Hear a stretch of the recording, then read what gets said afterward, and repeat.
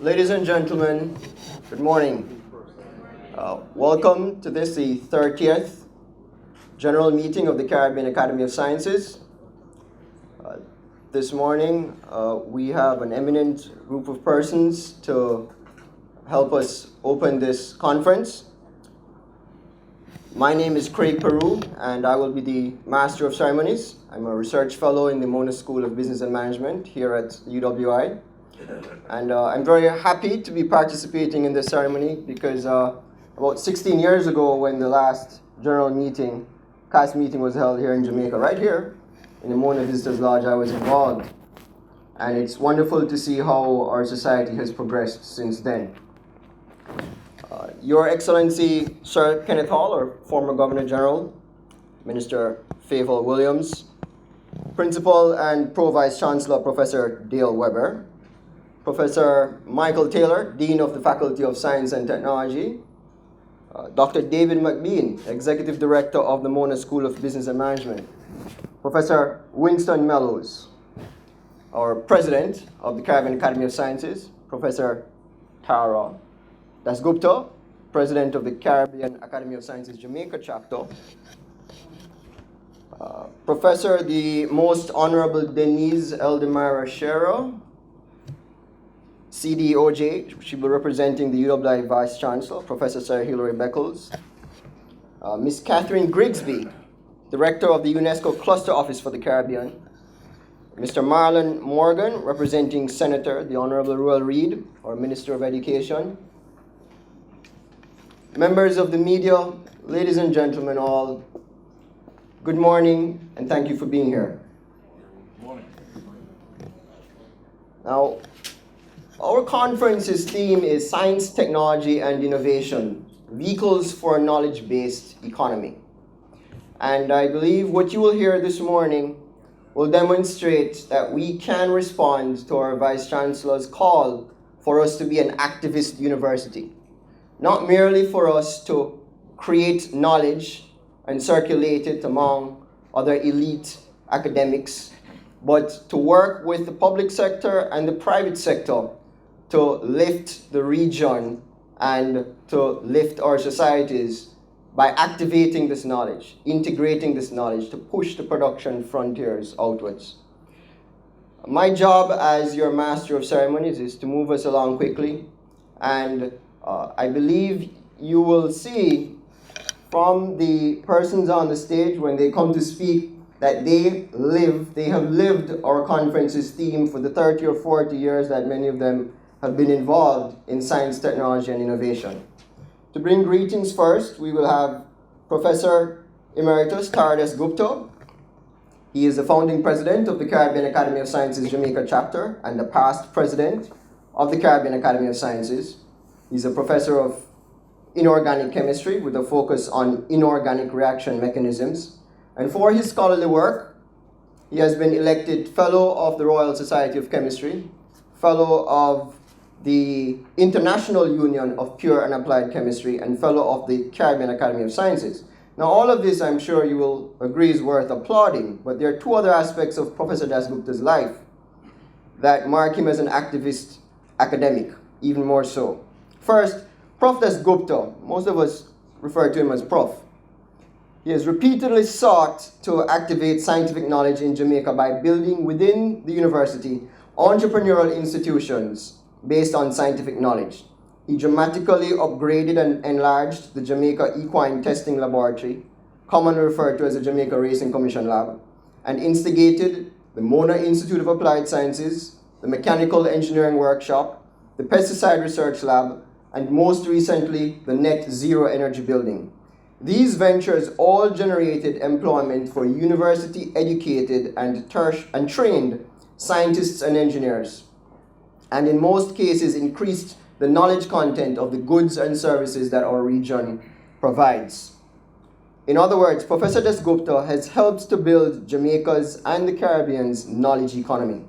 Please help me welcome to the stage to bring greetings our CAS Jamaica President, Professor Tara Dasgupta.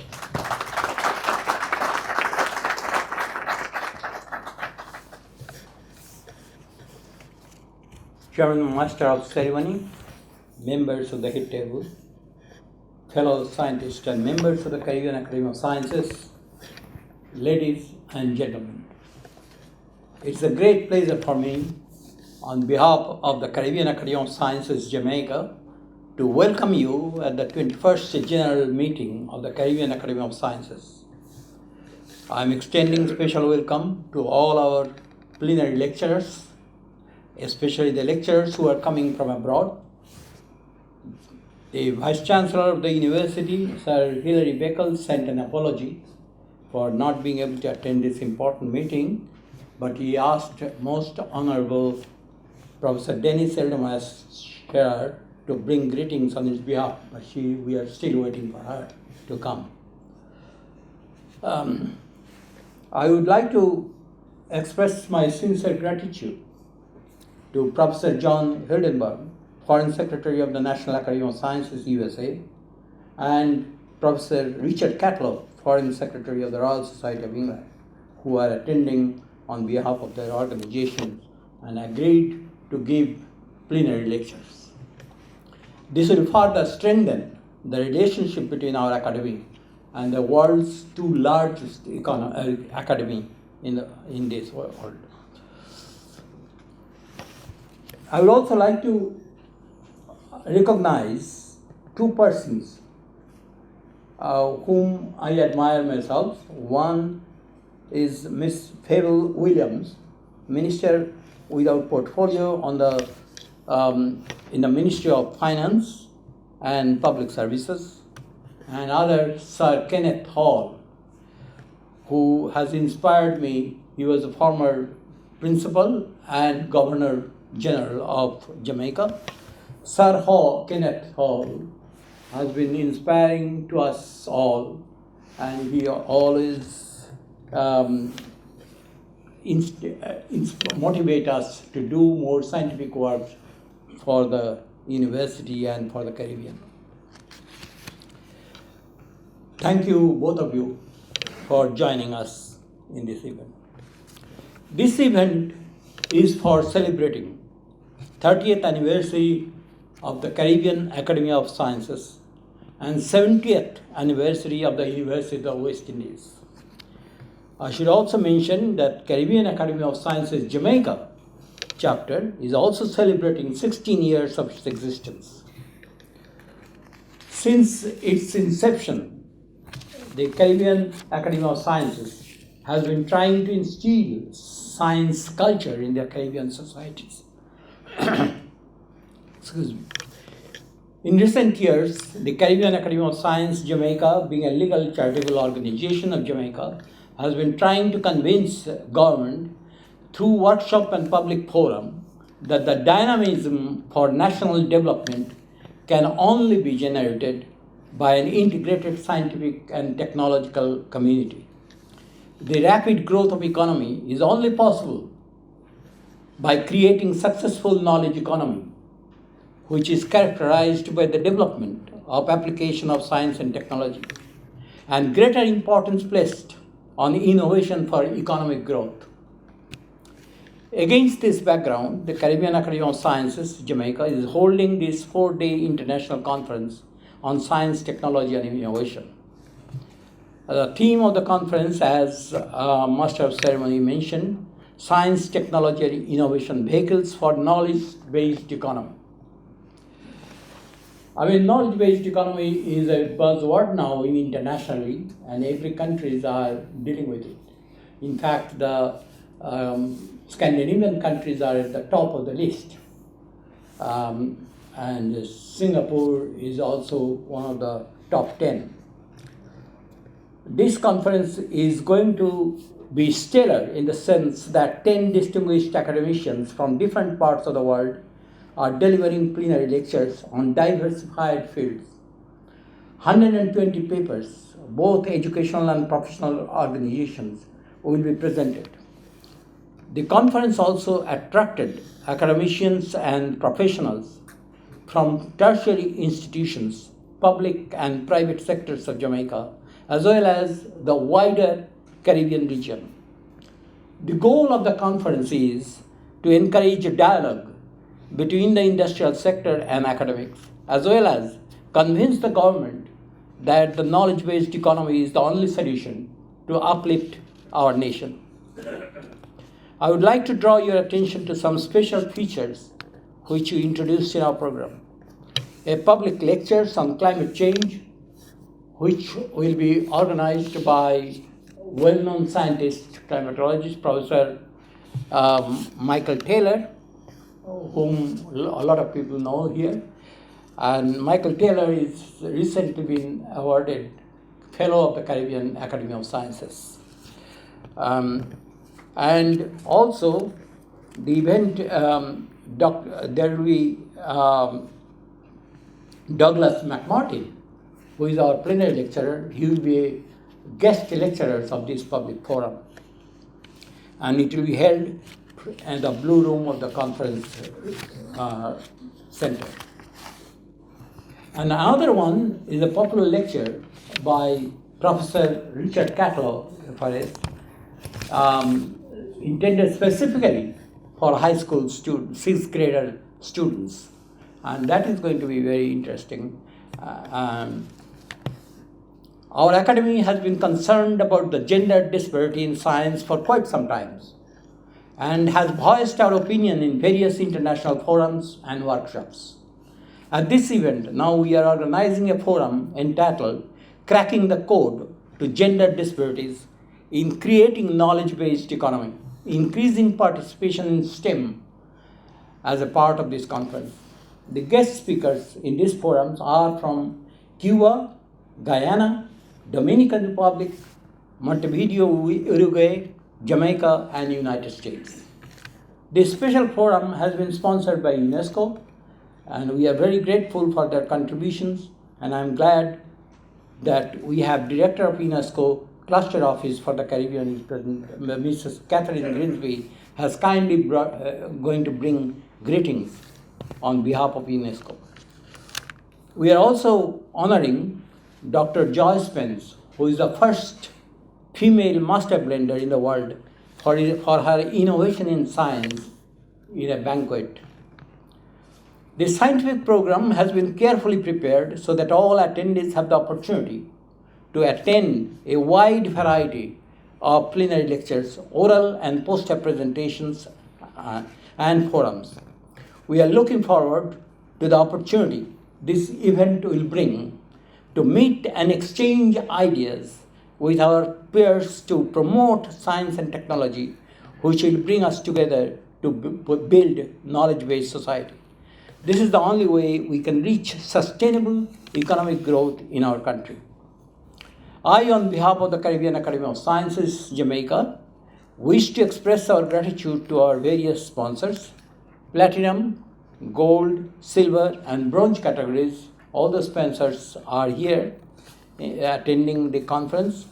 Without their financial contributions, it would have been difficult to achieve this mammoth task. You will all recognize their contribution from the logos displayed in all our publications. I would also like to extend special thanks to both former Principal Professor Archibald MacDonald and current Principal Professor Dale Weber of the University of West Indies for financial support to celebrate 70th anniversary of the university. I, on behalf of CAS-J, would like to express my appreciation to the organizing committee of the conference, especially the chairperson, Dr. Noblette McKnight, who is around and you probably have seen her, who tirelessly worked with her team to organize this conference. I also wish that every participant, either from Jamaica or abroad, enjoy 4 days of intense scientific activities, and I also hope that you will be able to take some time off to see our beautiful island. Thank you. Enjoy the conference.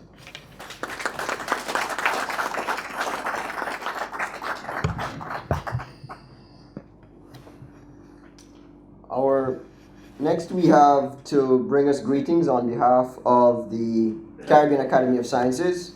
We have Professor Emeritus Winston Mellows. Professor Mellows was born in Barbados and grew up there, but made his way to the UWI campus in Trinidad and Tobago to join the second batch of graduates to study and receive engineering degrees there. In 1971, he became a member of the faculty at St. Augustine, rising to the rank of Professor of Chemical Engineering. As an academic, his research has focused on the sugar industry, its byproducts, waste products, and their environmental impact. But he has not been content to let that knowledge remain cloistered in the pages of peer-reviewed journals for a few erudite scholars to read. He improved the treatment of wastes from the sugar refineries of Caroni and promoted the use of modern technologies in the sugar industry regionally. Further, he developed an efficient process for producing xanthan gum from sugarcane byproducts and applied to the US Patent and Trademark Office for patent for that process and was granted it. Professor Mello has also served as president of the Association of Professional Engineers of Trinidad and Tobago, and of course, is our very own president of the Caribbean Academy of Sciences. Please help me welcome to the stage Professor Mello.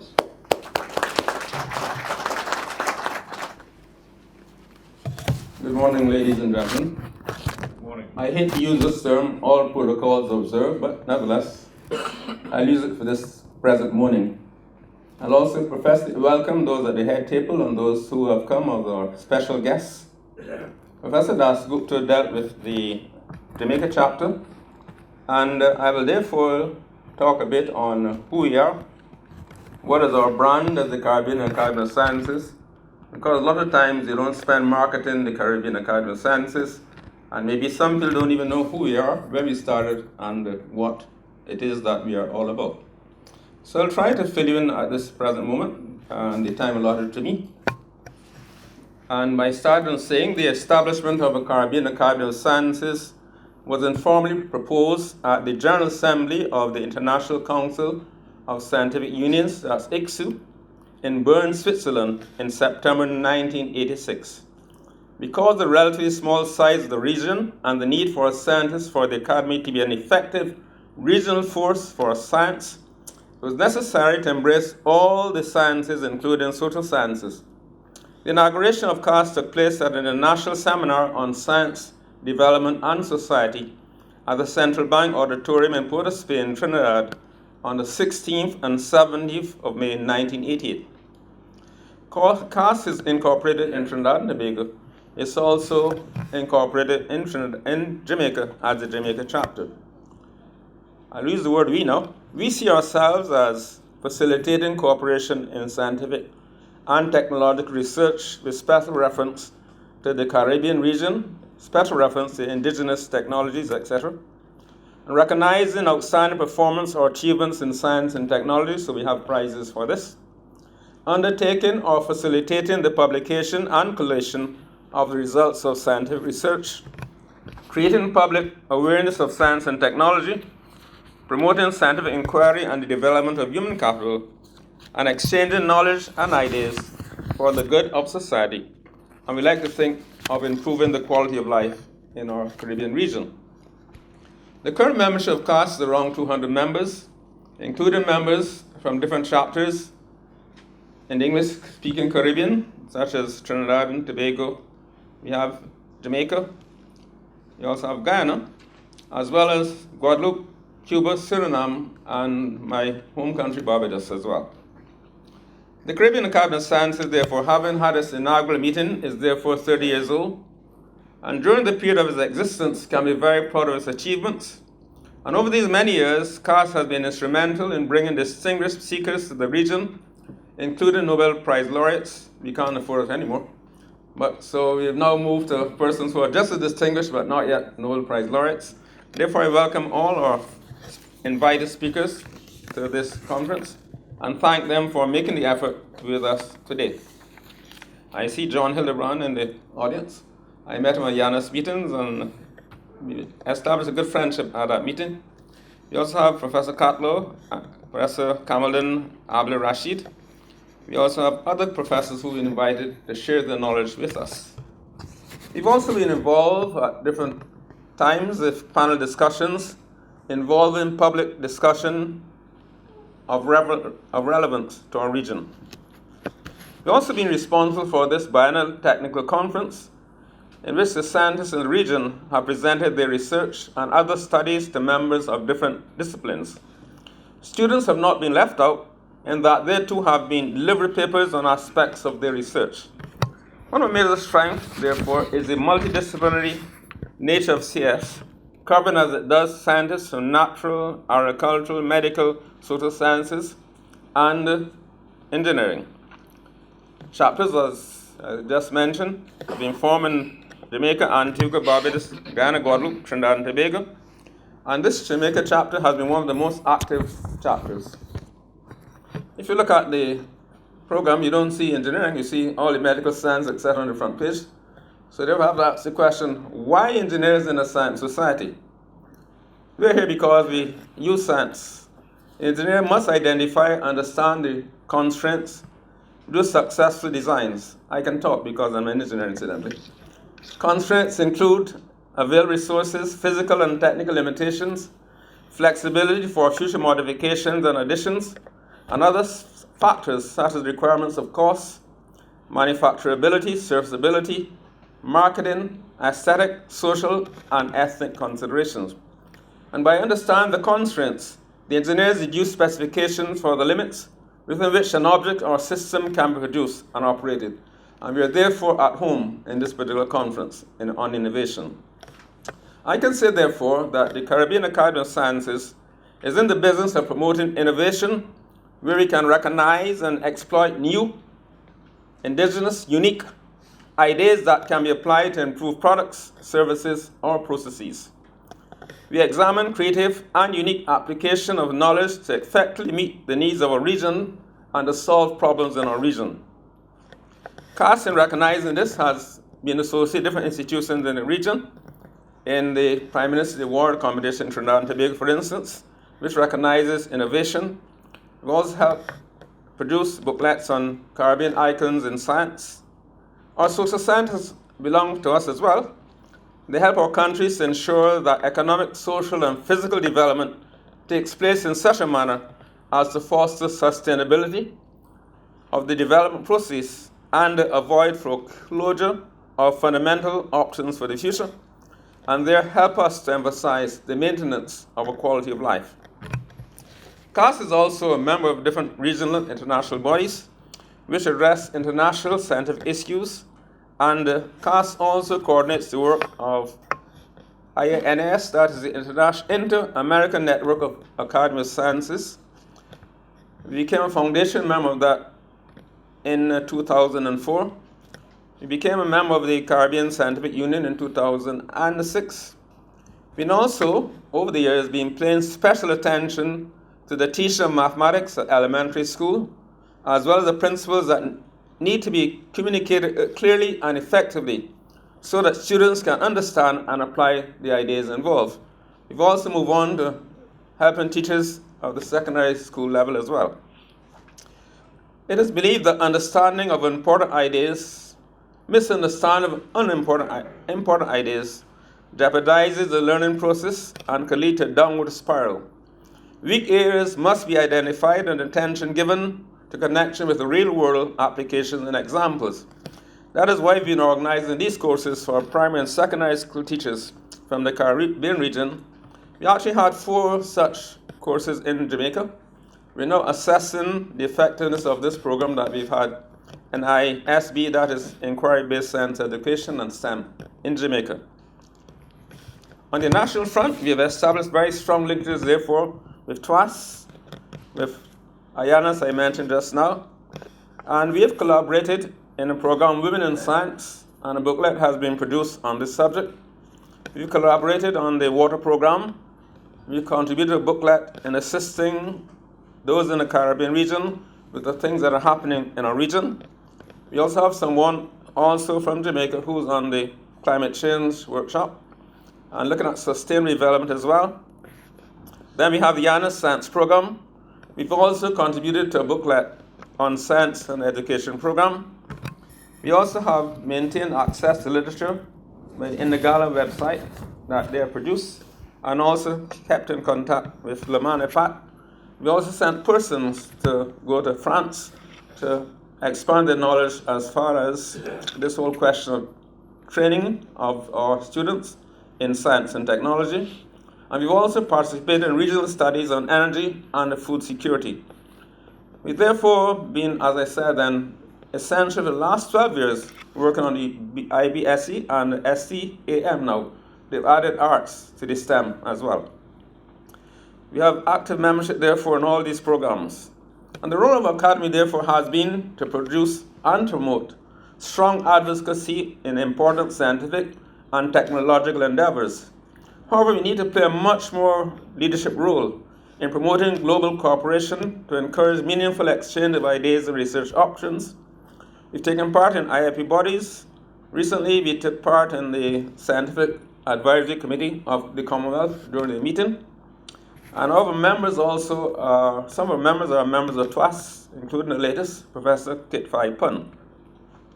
We believe that the future lies in expanding our membership and in more collaboration with industry and governments, but for this, funding is very crucial, and unfortunately, the major funding that we get now are just the membership dues, and we can't continue to live like that forever. And therefore, all you entrepreneurs who have, a little bit successful ones, we're looking forward to your support of us. To that end, we've also, part of our academy, introduced a section for corporate membership. We look forward, therefore, to a successful conference and general meeting. I take this opportunity to thank the Jamaica chapter, led by Professor Dasgupta, Professor Robert Lancashire, and all those persons who serve on the organizing committee.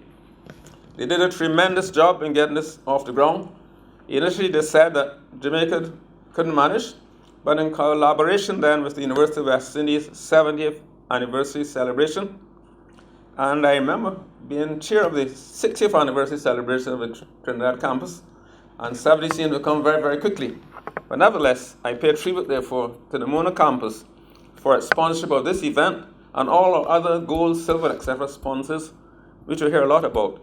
And we look forward, therefore, for the results of this conference, in that the region, therefore, will benefit from all that we've said here and all that has been contributed to us in this conference. I thank you.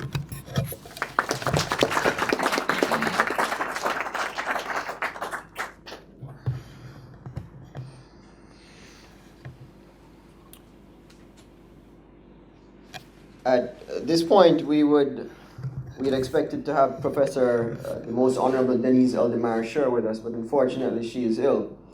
But fortunately, Professor Dale Weber is very well equipped to bring greetings on both the campus's behalf and the university's behalf.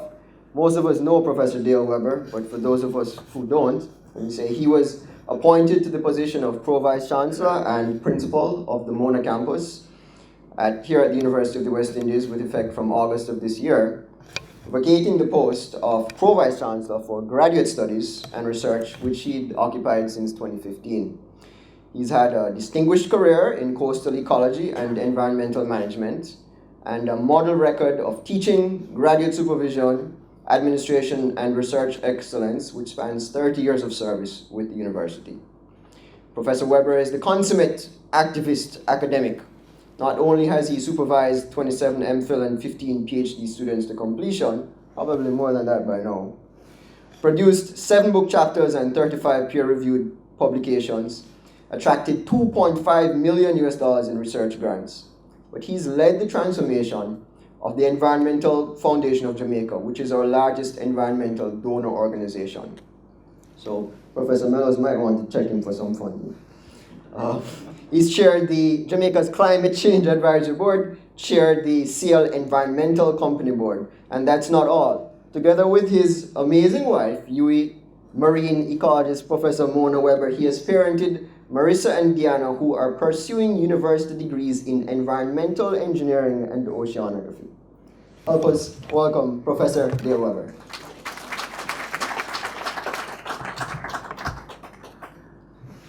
Good morning, Mr. Peru, and thank you for that introduction.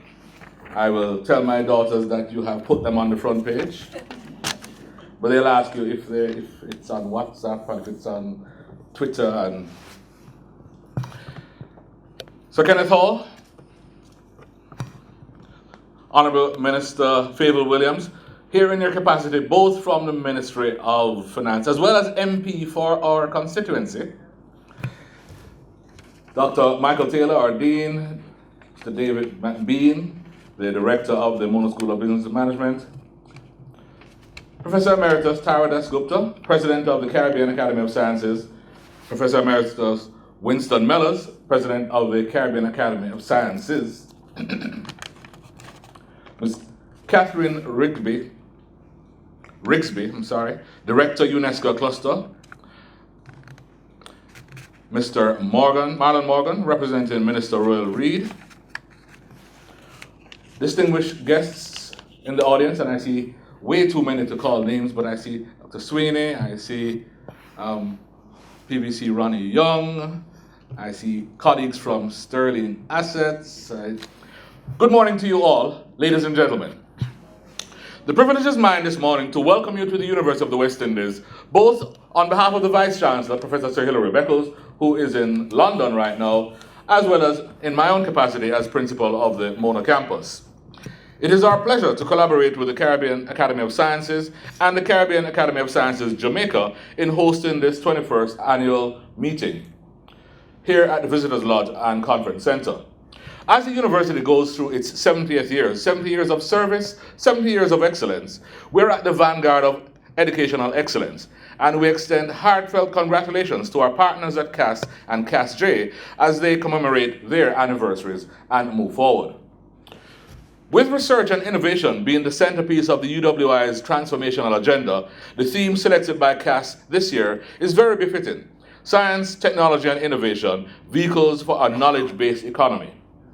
This collaboration amongst CAS, CAS-J, and the UWI yields an investment in science, technology, and innovation fostered by our robust research development portfolio. It is essential as a precursor to the knowledge-based economy.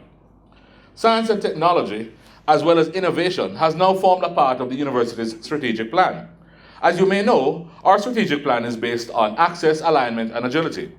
Within access, AC4, which is to increase the quality, quantity, and impact of research, innovation, and publication, feeds directly into this goal. We therefore are trying to, within the University of the West Indies, increase all that we do, not just in quality and quantity, but impact, since that which creates impact may not yet be published, but be impactful in a decision-making process for a country. That also aligns itself very well with our AL2, alignment of academia and industry. And I'm very pleased to see the partners that I have seen on the banners, which demonstrates that the alignment between academic and industry is strong within the Caribbean Academy of Sciences and CAS-J. This conference will facilitate a forum for the cross-pollination among different research fields. We will elucidate and discuss innovative theories, frameworks, methodologies, tools, and applications which may be of use in enhancing the quality of human life and contribute effectively to sustainable economic development. So today, as you partake over the next couple of days, in what we are sure is going to be a thought-provoking and inspirational presentation, it is our hope that you will take this knowledge into your public and private setting, into your institutions, your agencies, your ministries, so that the dialogue may continue. And with the University of the West Indies being at the lead, we would like to offer ourselves to be that research engine for entities who would like research and development done. The substance of the policies which will come from our research continue to emulate, and I invite you to our next research days, which will be in February, where you can see the research from this faculty, science and technology, on display as it relates to policies. Last year we did medical sciences, this year we're doing science and technology.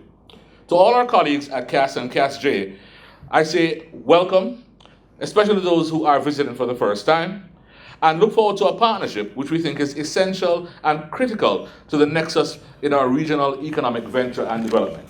I welcome you all and look forward to a productive 4 days.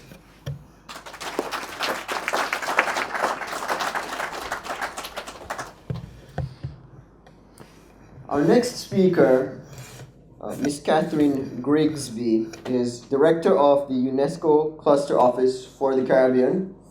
And we're very happy that she was able to make it this morning, because I know she's been traveling a lot and she just got back to the island yesterday. Ladies and gentlemen, Ms. Catherine Greysbigh. Thank you very much, Mr. Master of Ceremonies. distinguished members of the head table, distinguished scientists, academics, and professionals from tertiary institutions, public and private sectors of Jamaica and the Caribbean region. Ladies and gentlemen, good morning. I have the great honor to address the 21st Biennial Conference and General Meeting for the Caribbean Academy of Science, which also marks the celebration of 30 years of the Caribbean Academy of Sciences and 70 years of the University of the West Indies, a highly prestigious and internationally recognized academic institution serving the Caribbean region in tertiary education and research. It is indeed a fortunate coincidence that this conference is taking place just when the global scientific community celebrated the World Science Day for Peace and Development on November 10th, whose theme this year was Science, a Human Right, as a reaffirmation of the essential right of universal access to science in the framework of the 70th anniversary of the Universal Declaration of Human Rights. Established by UNESCO in 2001, the World Science Day for Peace and Development highlights the importance role of science in society and the need to engage the wider public on emerging issues relevant to science. As the Director General of UNESCO, Madame Audrey Azoulay, indicated, the astonishing progress made by science in recent decades has changed our lives. Science and its countless applications now condition all aspects of human life. The resulting innovations are an opportunity for the development of our sciences. They are improving our well-being, facilitating daily life, and pushing back borders that seem immutable in the fields of medicine, transportation, communication, and knowledge sharing. They are an engine of growth and wealth.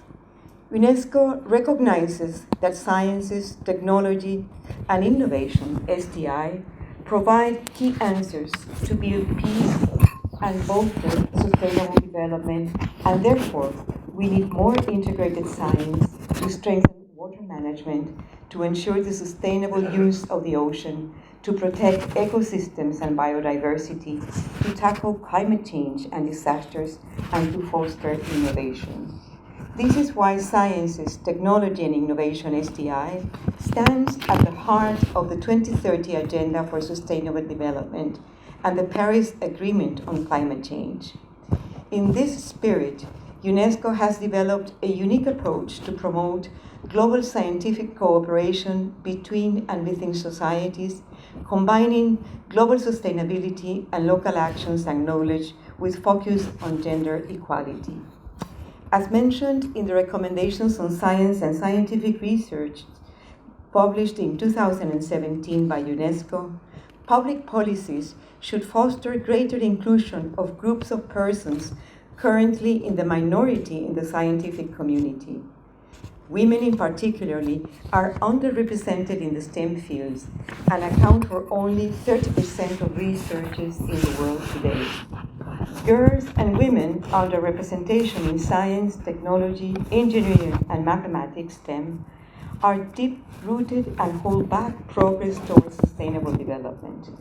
In this spirit, UNESCO launched in Bangkok, Thailand in August 2017 a groundbreaking report, Cracking the Code, Girls and Women's Education in Science, Technology, Engineering, and Mathematics STEM, precisely to challenge the gender inequalities in these fields. In this respect, UNESCO is pleased to support the forum designed by the Caribbean Academy of Science Jamaica chapter on cracking the code to gender disparities in creating knowledge-based economy, increasing female participation in STEM, in which the reality of gender parity in STEM with special reference to the Caribbean will be examined. On the other hand, today, as the complexity of the world's issues goes beyond the framework of a single discipline, UNESCO has made transdisciplinarity the cornerstone of its work for sustainability, building networks with multiple stakeholders, and promoting South-South and North-South-South cooperation to foster sciences, technology, and innovation STI for sustainable development and to encourage mutual understanding and peace. Consistent with the above, from the 22nd to the 24th of October 2018, UNESCO held in Panama the Open Science Forum for Latin America and the Caribbean, organized every 2 years as a key regional space for debates and exchanges that connects future researchers with renowned scientists, young entrepreneurs with business and corporate leaders, visionaries and innovators with political decision makers, artists, designers, inventors, and engineers, scientific journalists, and centers for scientific research, all summoned by the enormous challenges of our time. It is with great satisfaction that I bring to your attention the important participation of the Caribbean Academy of Sciences in this open forum and its valuable contribution which ensures a highly quality debate and outcomes. This is an excellent illustration of the strength that partnership provides for the achievement of our common goal in realizing the full potential of sciences for sustainable development and peace. The Caribbean Academy of Sciences and UNESCO are bound together inseparably by the common goal of a greater expansion of science and for ensuring tighter linkages between science and society. I am proud to say, without fear of contradiction, that we share the conviction that science is our best asset for supporting inclusive and equitable development and for building an environmentally sustainable world. As indicated in the goals of this conference, over the next few days, the Caribbean Academy of Sciences and the University of the West Indies will engage distinguished scientists from across the world, academics and professionals from tertiary institutions, as well as the public and private sectors of Jamaica and the Caribbean, in an intense dialogue about important challenges in the region, and will elucidate also how science, technology, and innovation can be used to help us build a knowledge-based economy. I, on behalf of UNESCO, wish to express my appreciation and to congratulate the Caribbean Academy of Sciences and the Caribbean Academy of Sciences Jamaica chapter, as well as the University of the West Indies, for their tireless efforts and remarkable work in organizing this event. My sincere thankfulness for giving UNESCO this opportunity to take part in this valuable event. I wish you all every success and a highly fruitful event. Thank you.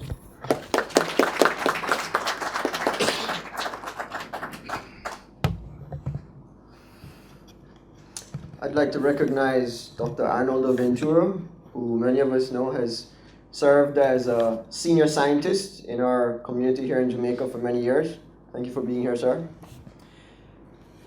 Next, to bring us greetings on behalf of our Minister of Education, Youth and Information, Senator the Honorable Ruel Reid, we have Mr. Marlon Morgan. He's a communication specialist, currently engaged as Senior Technical Coordinator in the Ministry of Education, Youth and Information. As a member of the Minister's Executive Management Team, he's actively involved in the policy work on higher education reform, ICT in education, the K-13 strategy, the reform of nutrition in schools, and the primary exit profile, PEP. But he will not be taking questions on PEP this morning. He's a council member of the Caribbean Examinations Council and a board director of the Agro Investment Corporation, as well as the Spectrum Management Authority. He is also a former deputy spokesman on agriculture and vice president of the Jamaica Labour Party's Young Professional Affiliate, Generation 2000, G2K.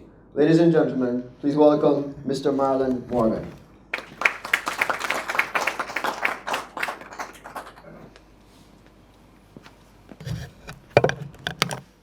Let me thank Mr. Peru for his warm introduction.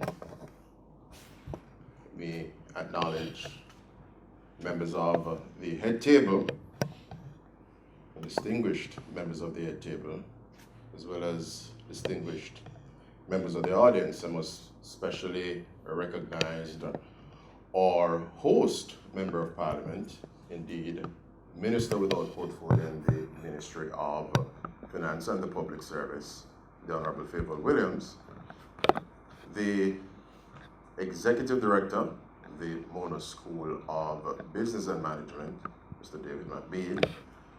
I'd like to salute the partners for this initiative as well. I'm sure there are a host of them, but I'm recognizing Mr. Charles Ross of Sterling Asset Management, and academicians generally recognize that His Excellency Professor Hall has left or has stepped out of the room, but I salute him nonetheless, him having been here with us earlier. I don't know, Prof Weber, if it is unprecedented.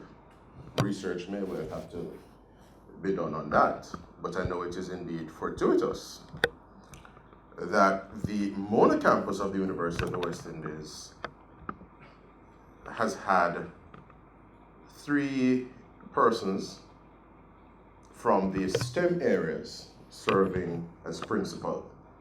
Yes? So at present, the incumbent, Professor Dale Weber, is from Sciences, and his immediate predecessor, Professor Archibald MacDonald, a man from the medical sciences in terms of background, and of course, Professor Gordon Shirley, who has now gone on. He is engaged at the Port Authority of Jamaica.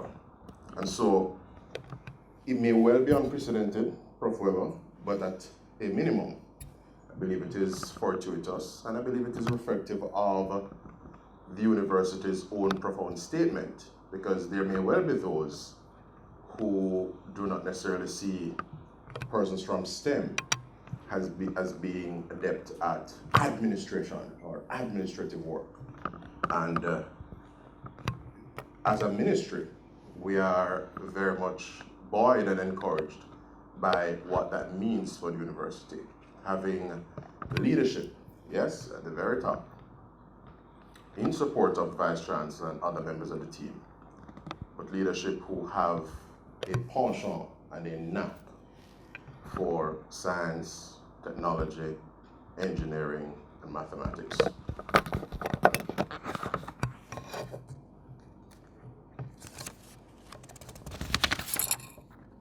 I greet you, ladies and gentlemen, on behalf of the Ministry of Education, Youth and Information, and Senator, the Honorable Royal Reid in particular. The Honorable Minister had planned to be here, but was asked to represent the Most Honorable Prime Minister at another event. And as such, he has had to adjust his schedule, and alas, I'm standing in his stead.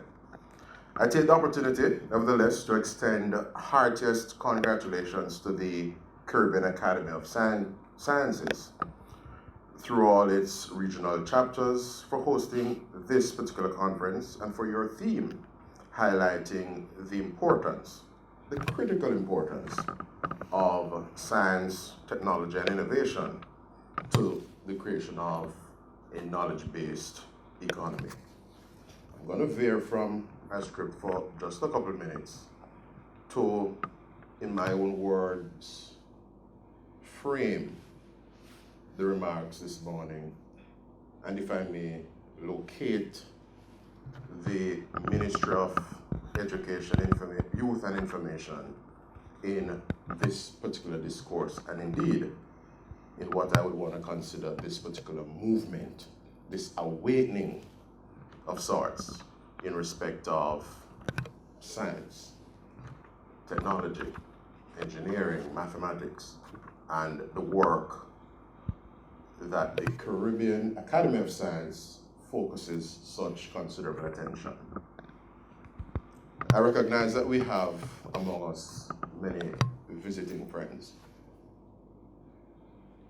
But just to apprise you, there's a particular buzz around Jamaica right now, not dissimilar to the kind of buzz we would typically have around the Olympics, and certainly when West Indies teams of old, not so much at present, But when West Indies teams of old would have taken to the field, I'm speaking of the more formidable years, of the years of prowess in the 70s and the 90s, the 80s rather, into the early 90s.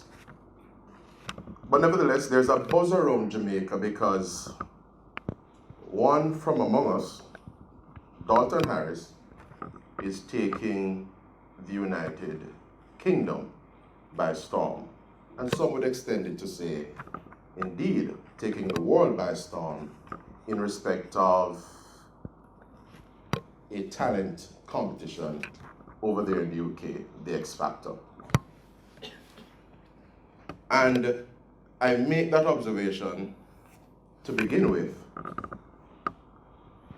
to underscore the point that as a people, we here in Jamaica, and indeed as Caribbean people, so regionally, we have always exhibited considerable talent, considerable competitive spirit.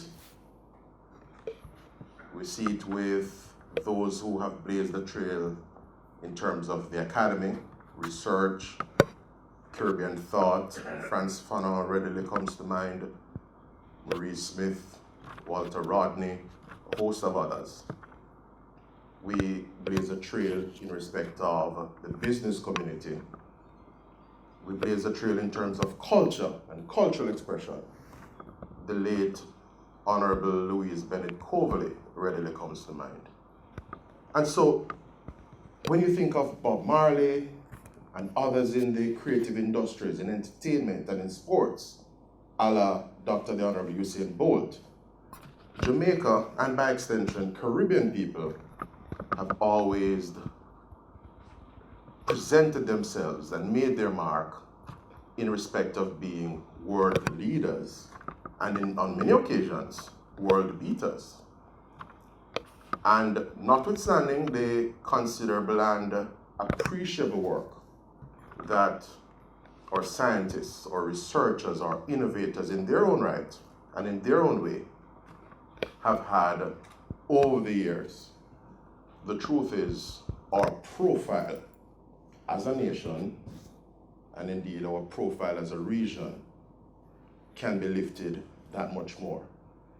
And I'm locating the Ministry of Education, Youth and Information in the discussion at this particular juncture and framing the conversation in this way because the vision must be to be world leaders and world beaters even in respect of STEM. And I'm sure I can say with confidence that the work of the Caribbean Academy of Science, indeed the work of all your partners, CASJ, University of the West Indies, and other institutions of higher learning are serving to make that a reality. And for us as a ministry, these are exciting times because there is focused attention from a structured intervention perspective and from a practical catalytic perspective to set the stage even more for the mainstreaming of STEM, or an even greater mainstreaming of STEM, and to have our young people exhibit what it will require to be world leaders and world beaters, particularly in respect of science and technology. We really have to embrace the moment for the promotion of outside the box thinking, innovation, and of course, critical thinking.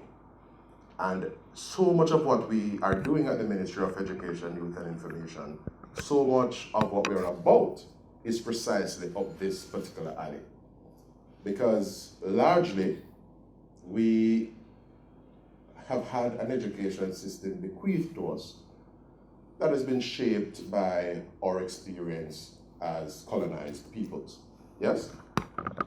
And what that has meant is that we have not sufficiently paused at different points in time to take stock of how it is that our system is functioning and interrogate much more closely whether our system is as fit for purpose and as relevant as it ought to be. And I dare say we are much farther advanced now as a ministry and as a nation generally, because beginning with education transformation and the work of that task force back in 2004, there has been a greater buzz in respect of doing this kind of critical intervention and critical interrogation of which I speak.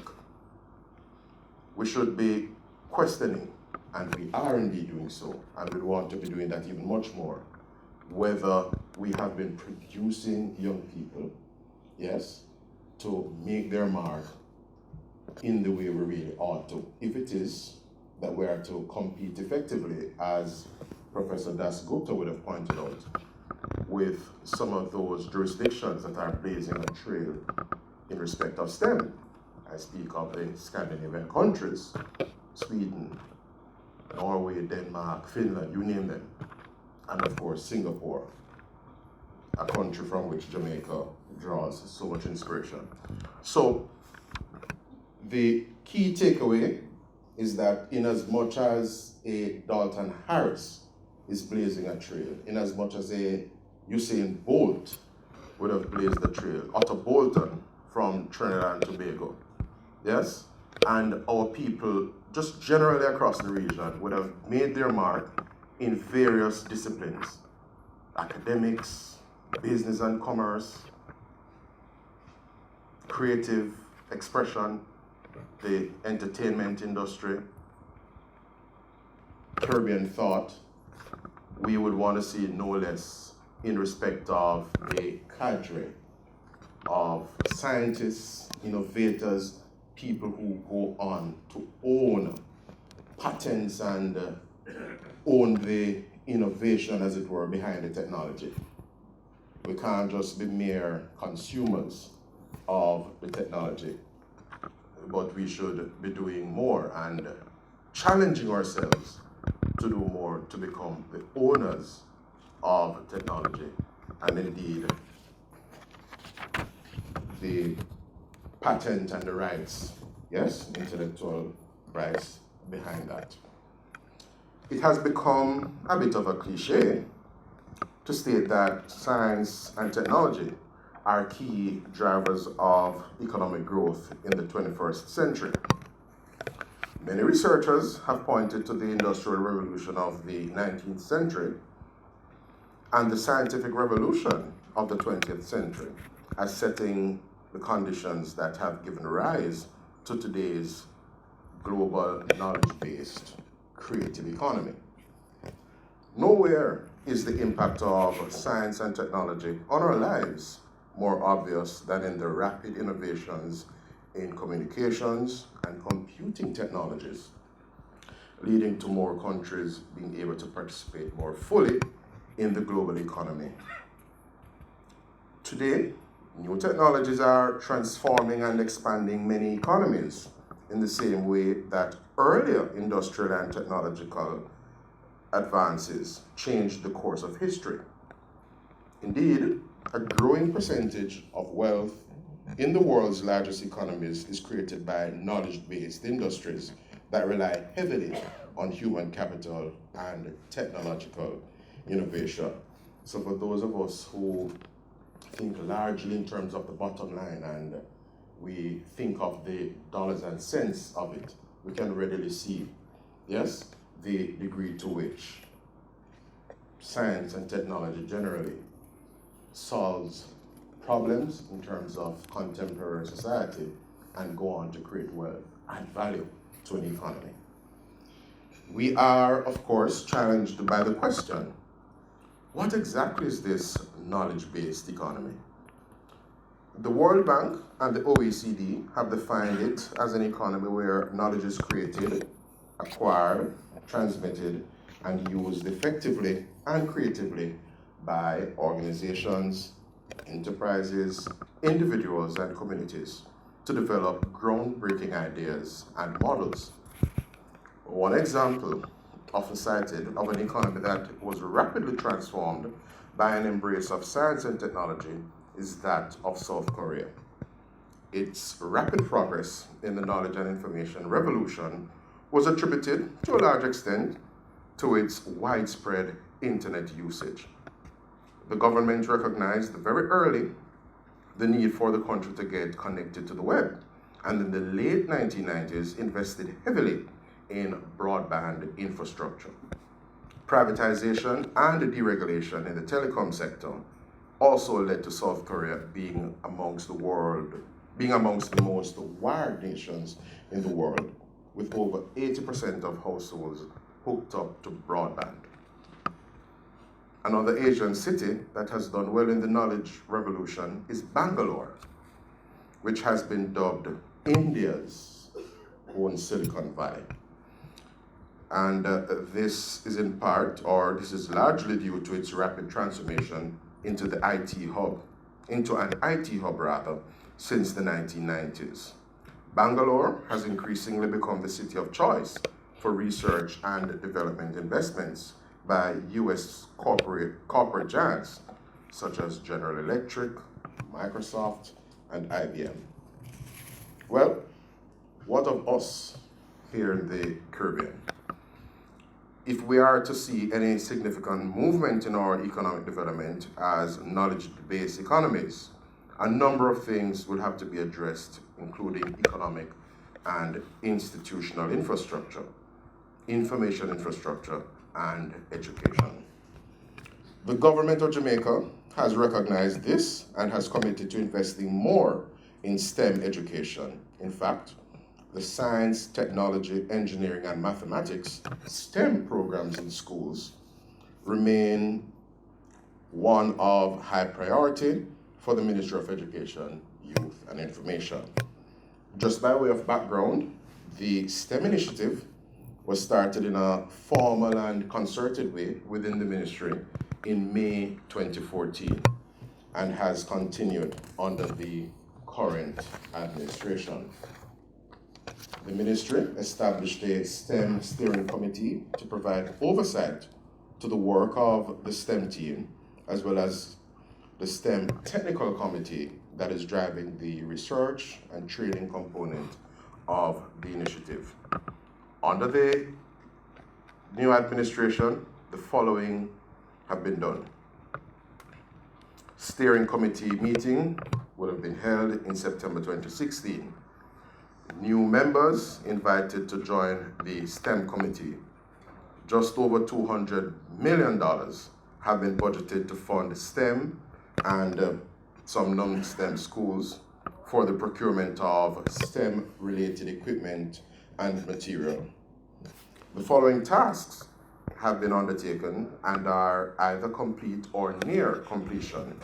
The first being a STEM concept paper has been completed and ratified by the STEM steering committee. And that, of course, sets out the thrust, the undergirding thrust of what it is that the ministry is embarked on. Secondly, work on a list of criteria for certification of STEM institutions for the academic year started in 2016 and is now about 90% complete.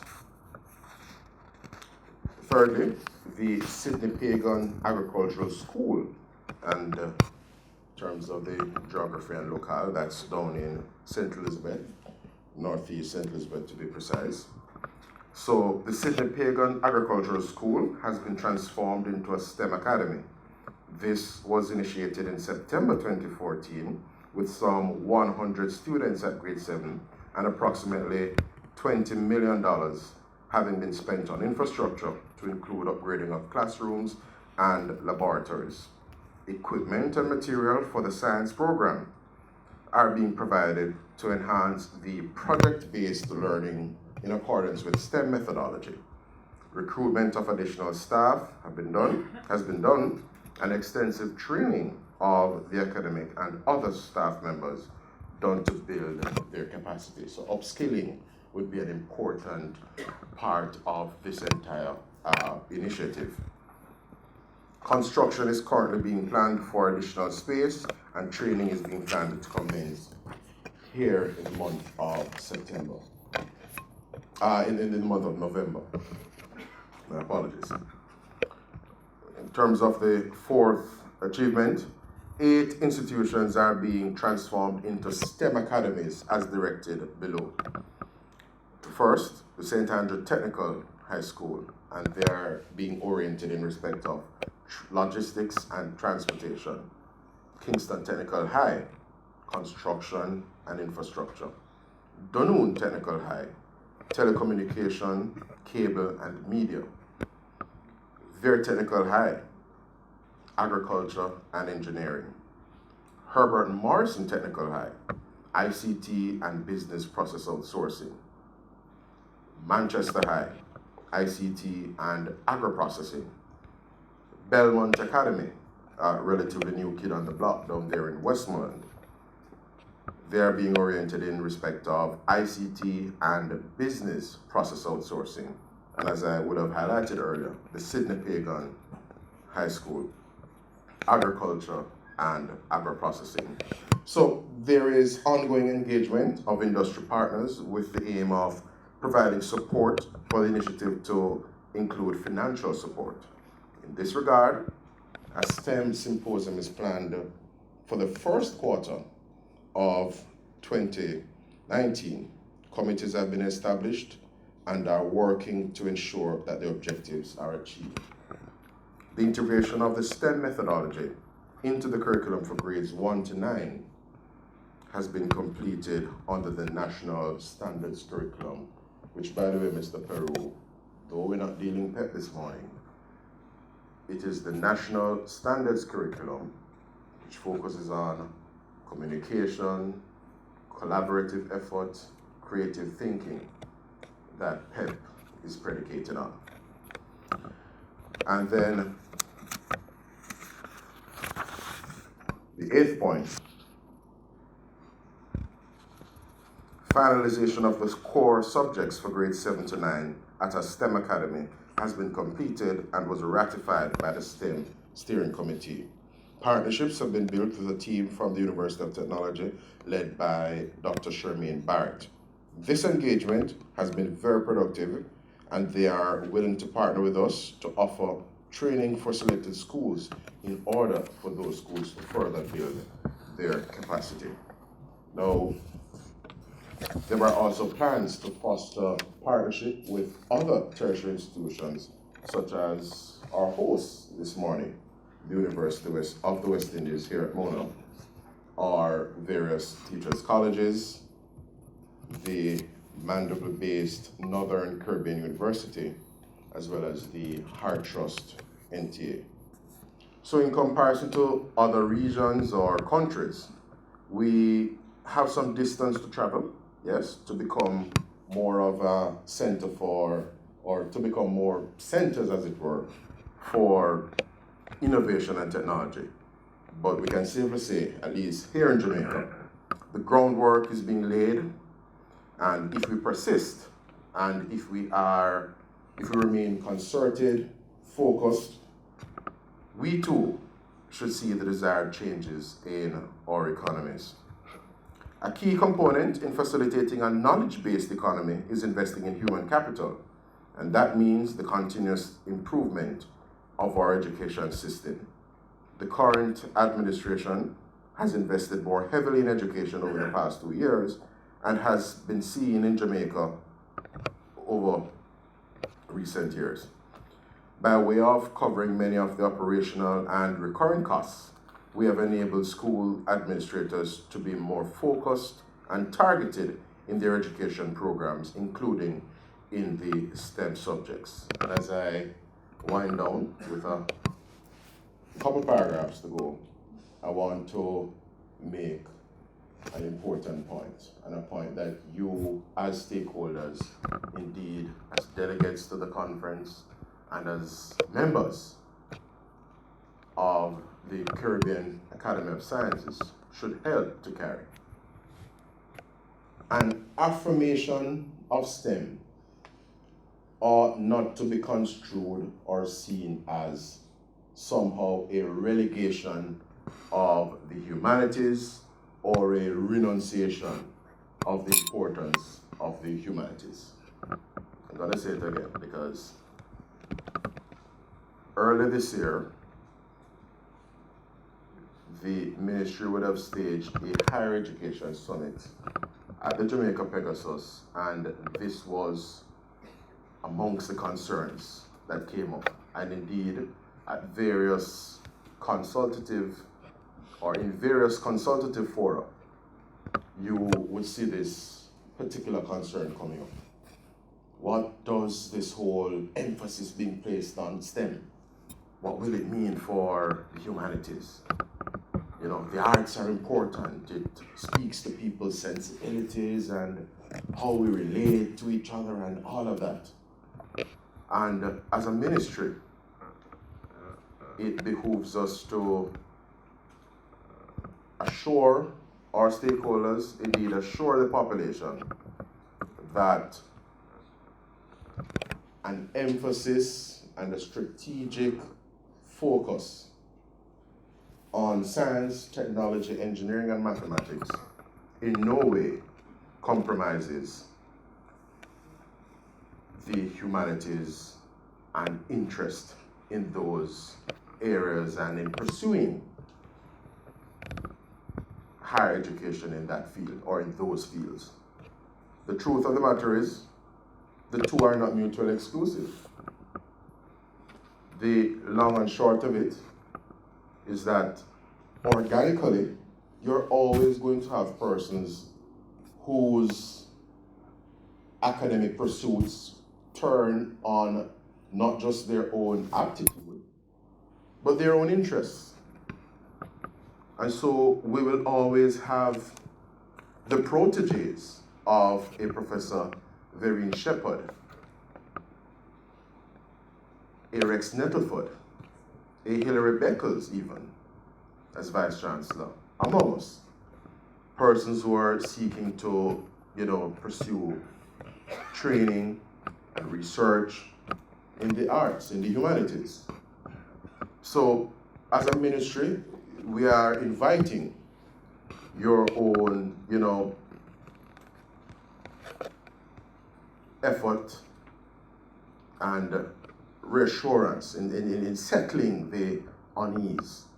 And in my own view, the misconception amongst persons that all this talk about STEM and seeking to facilitate persons who are pursuing higher education in these areas by way of such policies and initiatives as reduced interest rates in respect of students' loans and so on.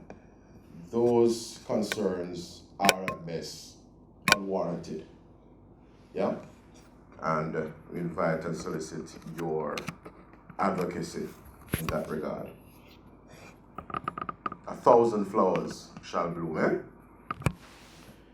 We must continue to harness knowledge and break new ground on the innovation front. Only by remaining adaptable and open to change will we continue to stay relevant in the years ahead. It would be remiss of me not to recognize and appreciate that your conference is also looking at the behavioral sciences and how studies in related areas can better guide policy initiatives. And I believe my colleague, her own remarks this morning would have underscored precisely that. So we welcome all such studies, and nothing we do is done in a vacuum or in isolation. I want to congratulate the organizers for coordinating and putting on this conference, and certainly the Ministry of Education, Youth and Information looks forward to receiving proposals and or recommendations that may flow from this week's deliberations and your exchanges. On this note, I thank you, ladies and gentlemen, for having me, and wish for you a fruitful conference, and if I may declare the conference open. Thank you.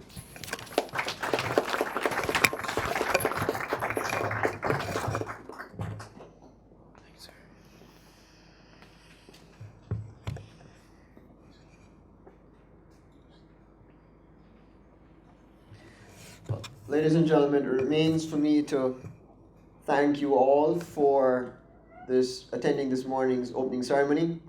I'm sure you'd want me to especially thank our speakers on the podium. Each of them brought a very distinct perspective, and I think they've helped us frame this conference quite well. So I want to thank them for taking the time to prepare their remarks and making the effort to come out this morning. I'd also like to thank the sponsors. Professor Dasgupta began already, but let me take this opportunity to name the sponsors whose partnership I'm sure you can appreciate is extremely important for this conference to go off well. So first, I'd like to acknowledge Conrad Douglas and Associates and Environmental Science and Technology Limited. This firm is an environmental management and process engineering consulting firm established in 1985.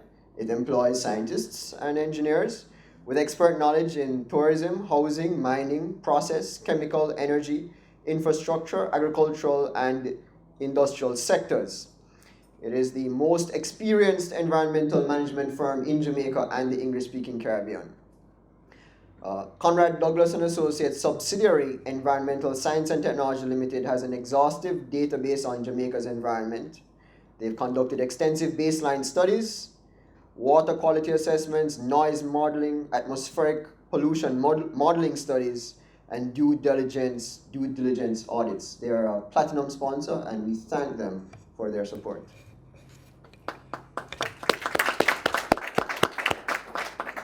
We also would like to thank New Fortress Energy.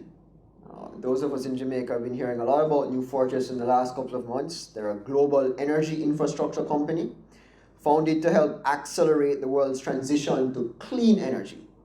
The company funds, builds, and operates natural gas infrastructure and logistics to deliver fast-track turnkey energy solutions that enable economic growth, environmental stewardship, and transform local industries and communities. New Fortress Energy is managed by an affiliate of the Fortress Investment Group, a highly diversified global investment manager with $41 billion worth of assets under management as of June this year. Co-founded by New Fortress Energy founder Wes Edens in 1998, Fortress Investment Group has a long history of owning and operating energy, transportation, and infrastructure assets around the world, and is now in Jamaica. Let us thank them. UNESCO. So the United Nations Organization for Education, Science, and Culture was founded on the 16th of November, 1945. Their aim is to contribute to the building of peace, the eradication of poverty, sustainable development, and intercultural dialogue through education, the sciences, culture, communication, and information.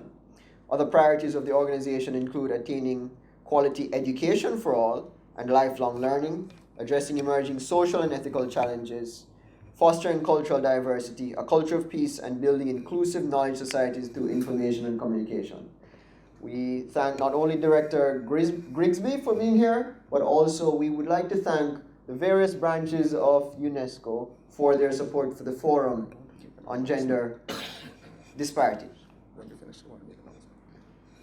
So let us thank UNESCO, ladies and gentlemen. Sterling Asset Management Limited. Sterling Asset Management Limited is a licensed securities dealer registered with the Financial Services Commission in Jamaica. The company is a full-service financial planner, fund manager, and global securities trader specializing in US dollar investments. With over $33 billion in assets under management, Sterling has maintained one of the highest return on equity measures in the industry over the past 17 years and maintains 3 times the required regulatory benchmark for capital adequacy, making it one of the soundest financial institutions in the world. Thank you to Sterling Asset Management Limited. Grace Kennedy. Grace Kennedy is one of the Caribbean's largest and most dynamic food and finance corporate entities. It started in Jamaica in 1922 and now comprises companies in the Caribbean, North and Central America, the United Kingdom, and Africa. Their mission is to take the taste of Caribbean and other Caribbean foods to the world and world-class financial services to our region. Their vision is to be a global consumer group delivering long-term consumer and shareholder value through brand building and innovative solutions in food and financial services provided by highly skilled and motivated people. And I'd like to add, many of them graduates of our own universities. Let us thank Grace Kennedy. JamLab, the Jamaica Laboratory and Industrial Suppliers Limited, has been in Jamaica for over 33 years. They're a leading distributor of chemicals and scientific equipment for research and analysis in the industrial, medical, and educational sectors. Their products include laboratory supplies, scientific equipment, and consumables. The JamLab board has 5 directors with combined training and experience in science, sales and marketing, human resource development, and science education. Their mission is to be the leading supplier of laboratory products in the Caribbean by providing the highest level of customer satisfaction. I just thank JamLab. And final sponsor is J. Ray and Nephew Limited. J. Ray and Nephew Limited is a subsidiary of the Campari Group, a major player in the global branded beverage industry with a portfolio of over 50 premium and super premium brands marketed and distributed in over 190 countries worldwide.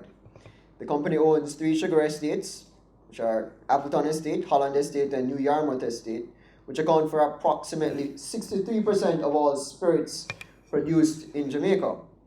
Established in 1825, J. Ray and Nephew Limited is the oldest company in Jamaica and one of the largest exporters in the Caribbean, with its products going to over 60 countries around the world. The company has Jamaica's largest wine and spirits portfolio, comprising a number of owned and represented brands, including the iconic Ray and Nephew White Overproof Rum and Appleton Estate Jamaica Rum. Ladies and gentlemen, let us thank J. Ray and Nephew. I'd also like to thank the SCR staff, who we will rely on for the rest of the conference to ensure all the technical things go well and that we're well accommodated here. I think the ceremony this morning has gone off without any technical hitches, thanks to their work, so we thank them. As you can imagine, there are many volunteers who were involved in making this happen, and we really want to thank them for the work that they've done so far and that they will continue to do. Volunteers. And finally, ladies and gentlemen, thank you for taking the time to come out this morning, and thank you for the time that you will put in for the next couple of days to dialogue and to see how we can lift our region through science, technology, and innovation. Enjoy the rest of the proceedings. Oh.